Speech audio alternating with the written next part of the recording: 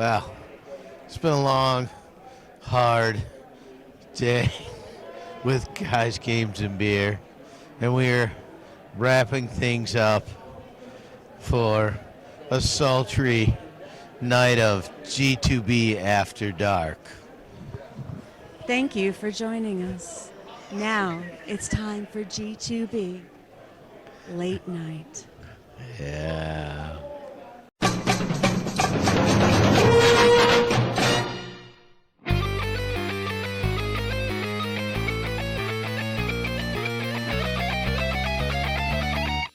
Guys, games, and beer. Hey, this will be the last beer court from Game Hole 2022 here in Madison, Wisconsin. We have got another beer to try, but before we do beer court, let's do the theme. Da da da. Da da da da.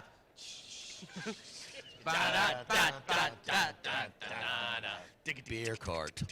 Hey, so we've got something that some of our good friends from Pick Up and Go Games bought in for us to give a try. What do we have here, guys? Lagunitas Beer. Phase Change, a seasonally unexpected wet hopped juicy ale. Wet hopped. Ooh, Okay, wait a minute. You got to read the bottom because the bottom talks all about the wet hops. Okay. Hops are good. Fresh hops are better. Wet hops are best.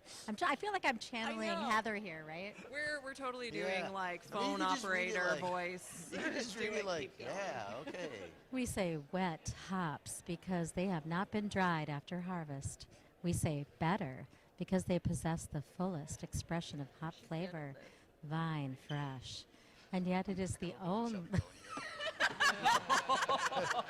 Oh my. wasn't done yet. Oh my. And yet, it is the holy grail pursuit of brewing and hoppy beer making. We changed. Well, Yeah, you noticed that? bad things happen. Okay, we have it all the time. What am I saying? Yeah.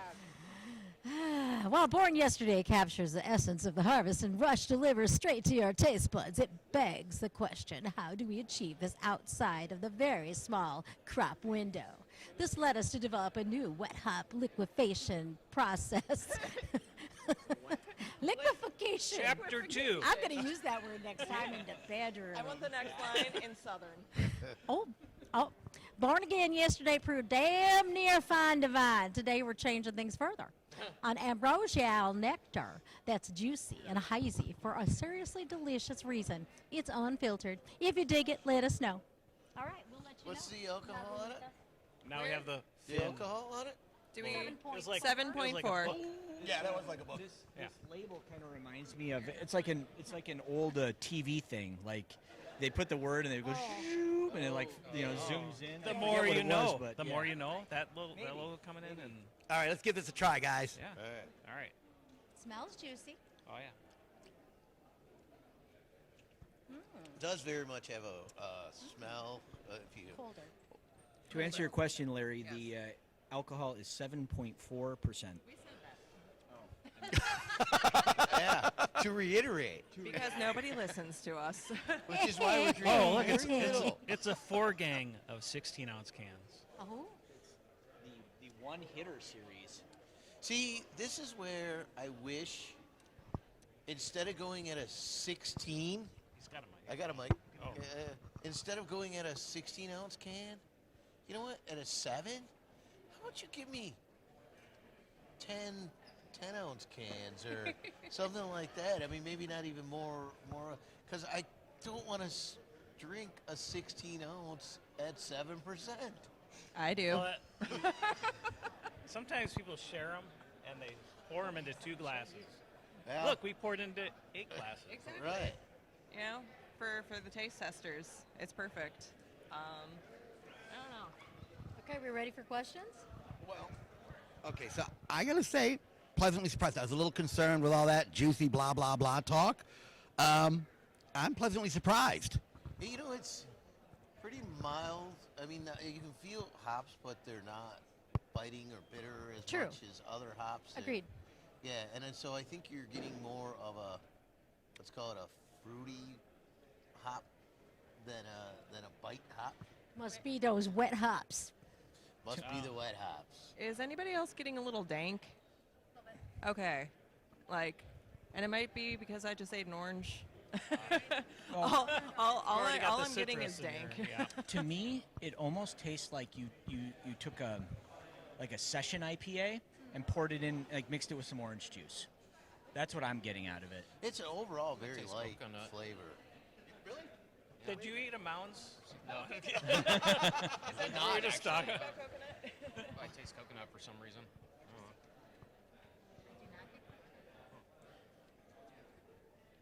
know. All right, well, let's start with the obvious question on this one. All right, start down on that end. Ryan, party cooler? It's good, but probably not from Party Cooler at 7 something. Dallas, how about you? If I'm in the right mood, sure. Yeah.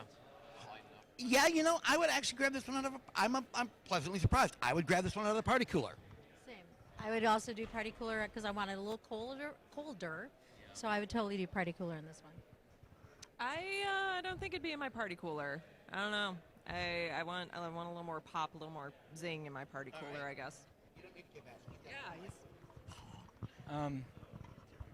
It's okay. I think I'd pass on the party cooler All right. myself. I also am a pass on the party cooler. Much like I just said, if it's in the party cooler, it's probably in that 16-ounce can, and I just don't need. It's too much. It'd be too much. Yeah, and the flavor would be too much. Like hops, sometimes can be overwhelming, and it would be just too much in all ways. I feel like it's almost kind of in no man's land.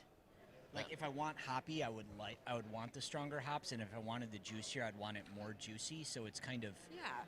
Like I'm kind an of in IPA the middle girl, of nowhere. But this is Yeah. an interesting blend of multiple worlds, and I'm confused. But All right. Well, let's go down the line again. Ryan, are you going to order this at the pub? Yeah, I'd probably order it from pub because you would get a regular, like Larry's getting, a regular pour instead of like a big, tall glass of this. So, but yeah, that- Dallas, how about you? Yeah, I probably would. Yeah, and get it at the pub. All right. Yeah, again, I'd actually order this at the pub, but I agree with you. It'd be nicer. Again, a little colder. We're drinking it a little warmer than we normally would, and in a smaller glass. I wouldn't. The can would be a bit of a. I don't like big cans of beer. Give me 12 at the max. All right. I am not 100% sure I would do this at a bar.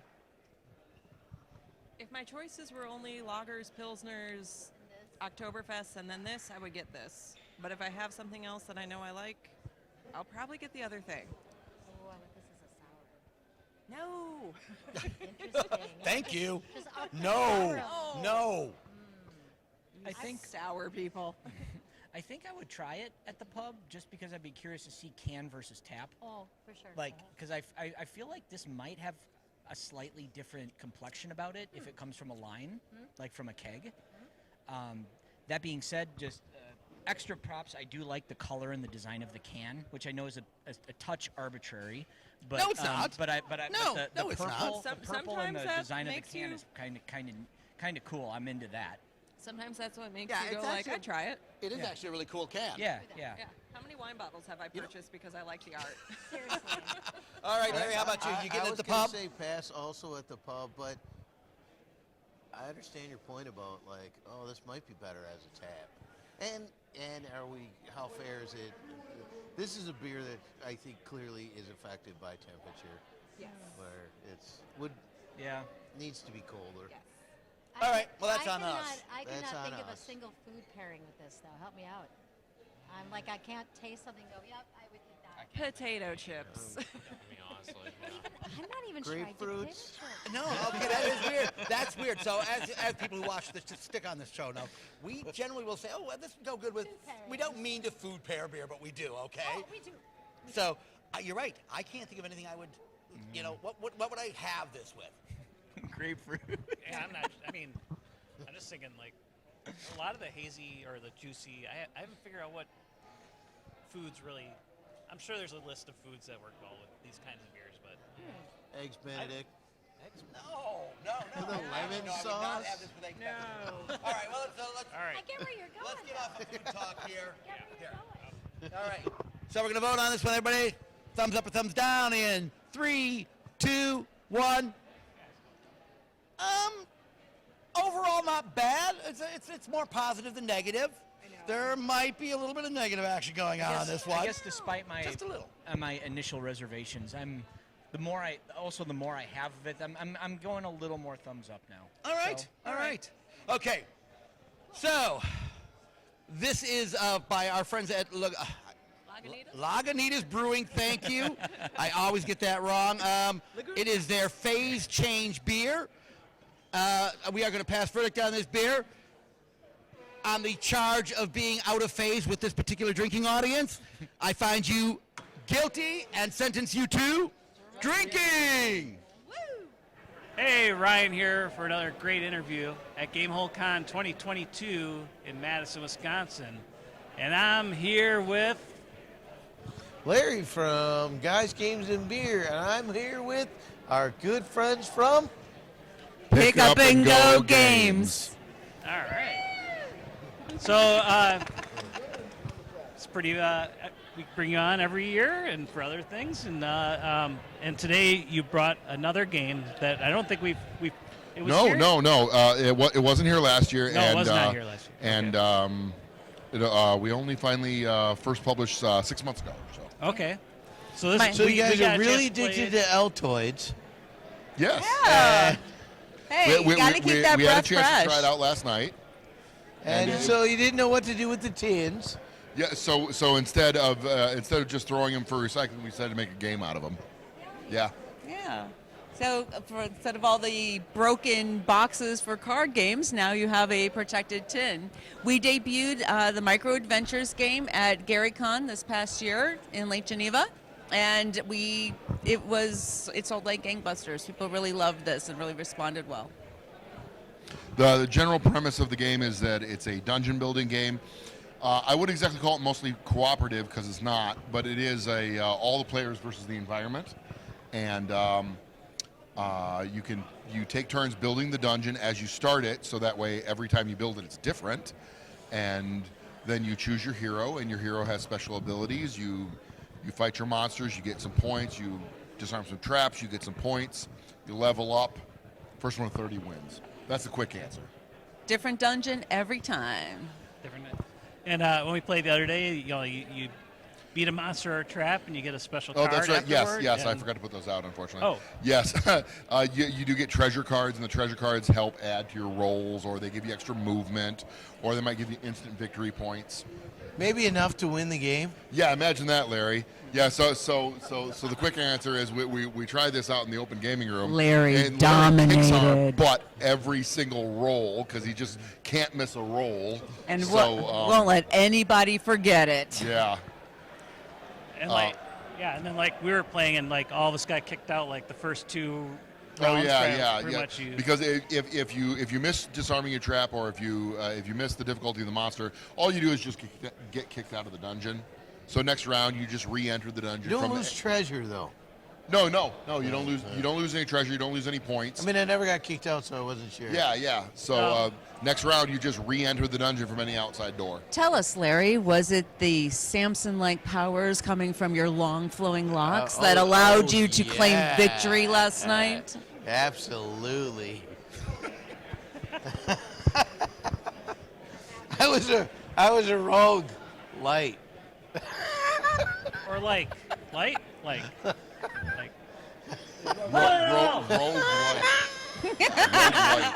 We just like to. Sort of like NA beer. Rogue light. Yes, he No. was the rogue light in the darkness Yep. of the dungeon. Rogues get a bonus to disarming the traps. The fighters get a bonus to defeating the monsters. The wizard can attack everything in the room all at once, and the cleric has the ability that if anything would push them out of the dungeon, they can say no. And you can use these abilities a couple of times per game. And the great part about the game is that the replayability on it is almost infinite, because with each of the cards, they're double-sided, and when the dungeon is set up, it can be set up any way that the group wants. So it's a different dungeon every time for 2 to 4 players, and it's meant to play fast. So you don't have to spend a whole lot of time for setup. You don't have to spend a whole lot of time playing. You can basically customize it however you want. And there is an expansion that allows for additional tiles for both the dungeon, for the special cards, for the armors and weapons and extra points and all that. Yeah, we ended up adding a bard, a barbarian, a ranger, and a monk. So To the expansion. So conceivably, you can actually have it up to 8 people. Sorry. You said bard, so. Yeah. Oh, he's There you go. Had to break into song. Actually, I thought you would end up singing, hun, because of the barbarian that you're playing in my fifth edition. I do play. She plays this rock gnome barbarian. And I exploit every stereotypical cliche of both. Does that include fucking a lich? Oh, wait, yes, it does. Wasn't a lich at the time. Hey, that makes a lot of sense. Excuses. A rock gnome's. Hey, a bard's got to do what a bard's got to do, and a bard will do just about anything. I just can't wait until you finally find a way to cast Reduce and then Mage Hand and make yourself fly and go. Yeah, I'll be flying with like a beer. Did you say beer me? Yeah. Yes, beer. No. Her character is such a drunk. It's amazing, Tumbletuck actually. would absolutely be saying beer me. Yes. She would just want to That be she does quite often. dropped into a vat of beer. She would just sit there and drink the whole damn thing. Yes. So did you have fun with it when you played? Come pie. Like I pretty much it like you said, it does go quickly, and I like the idea that you could let's pick up all the cards again, throw them out, and just do another round. You know, like what do we play? After like the first round or two, we knew what we had to do, kind Yeah. of. So the moving one square, knowing where you can attack or not attack or disarm the traps. You know, Yeah, I mean the rule book that comes with it is very simple.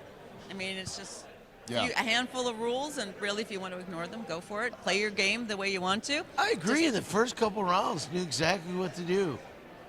yeah, like Larry No, chose. he's being sarcastic Oh, because he won. yeah. Yeah. Yeah, that hurts. But he went in Just an go entrance. He's not going to let anybody else live that He down. did enter an He just entrance where isn't. he didn't have to make any extra moves to go like during his turn to the next. Like we entered from other areas where you would just use a turn to move. Yeah, in the rest of the symbolic world, we call that lucky. Lucky. I think so. It's like I bought a copy because I wanted to introduce some of my coworkers to this type of gaming. Like simple Yeah. gaming. So, but what I like about it, I can't say that word today. Introduces you to some of the basic concepts, and the roles that are very common in RPG games. So I think this will be a very approachable game. That if they do any more RPG or D&D, they'll be like, oh, I'm familiar with these terms. I understand the mechanisms of this type of game. It's high replayability, high portability. It's easy for gamers of every level to just pick up and Go. play. To pick up and go, Yeah, yes, pick up and and go. pick up and play, and pick up and share with their friends, and Play it on a train. Just don't play it in a hurricane. Outside might be kind of bad. Yeah, the only thing you need after you buy the set is you need a pair of scissors in order to cut up the little tokens. a D6. And a D6. And a way to keep score. Roll a D6. Roll a D6. Hey. Yeah, cell phones work pretty well for that. We found. Yeah, they can. So Other than that, once you defeat a monster or a trap, you end up putting your little token on it right there. But that's just an indicator for you to let you know where you defeated something. But other players can still defeat the same token too. So 15 it points. respawns for other people. Yeah. 15 points to level up, 30 points to kick ass. We did have, Ryan and I had this vision of like 2 other characters sitting in the room, like, and one character just beat that monster, and the other character walks in and you're like, yeah, you give it a shot. yeah. Or the trap. Like, guess what? I disarmed that trap, but I hope you like that arm. So if you don't roll that, good Get a good roll. I'm gonna watch that arm. Boom. Boom. Done. It's like, I took care of this, but, hey, I didn't want to take all the credit. Go for it. You try. So yeah, we're having a lot of fun with it. It's selling pretty well. We sold out last season, and I've only got a couple extra copies this time around. Coming tomorrow. Tomorrow will be Sunday, so I've only got a couple extra copies left. The expansion sells out pretty well. I think I've got 4 copies of that left right now. So. Yeah. And we do have a second expansion. We are looking at adding that in. We have 2 new projects, Hush Hush projects, that are coming up that will also be in the Mint 10s. One of them is a space Mint 10 game that plays mildly similarly with some different mechanics, and the other one is a party game. It's a Hush Hush project. Like a up to 36-person party game. We're trying to make it diceless, and we don't want to go into too many details. But if everything goes well, and we're pretty sure it will, we are hoping to have a play test at the Midwest Gaming Classic next year, March, in the Guys Games and Beer room. I'm hoping for more than a play test. I'm actually hoping for an alpha, if not a damn near final version, so that way I can hand it to these folks. So come to Midwest Gaming I'll Classic print 10 extra next copies year. just to hand it to Yeah, these people. come to Midwest Gaming Classic, see the G2B room, which is the most popular room in the Midwest Gaming Classic. There are other rooms? There are? Well, outside of the vendor hall. There's the vendor hall, there's the Guys Games and Beer room, and that's it. Yeah. Oh, There's some hallways and some bathrooms. You and embarrass us. Yeah. You eventually have to make it back to your hotel room. But yeah. There's a hotel room? There's hotel, yeah. Other than that, you can find our stuff at pickupandgo.games. You can find us on Facebook and Instagram primarily, so at Pick Up and Go Games. Or you can, send us a message, pickupandgogames@gmail.com. We'd love to hear from people if you have questions, or if you lose pieces, let us know. We'll see what we can do. Yeah. So that's that. And that's the way the cookie crumbles. That's the way the beer spills. Oh, no, that's blasphemy. Yeah, I know it's blasphemy, but sometimes beer spills. All right, we're out of here. Spill? It's been another wonderful interview with our friends from Pick Up and Go Games.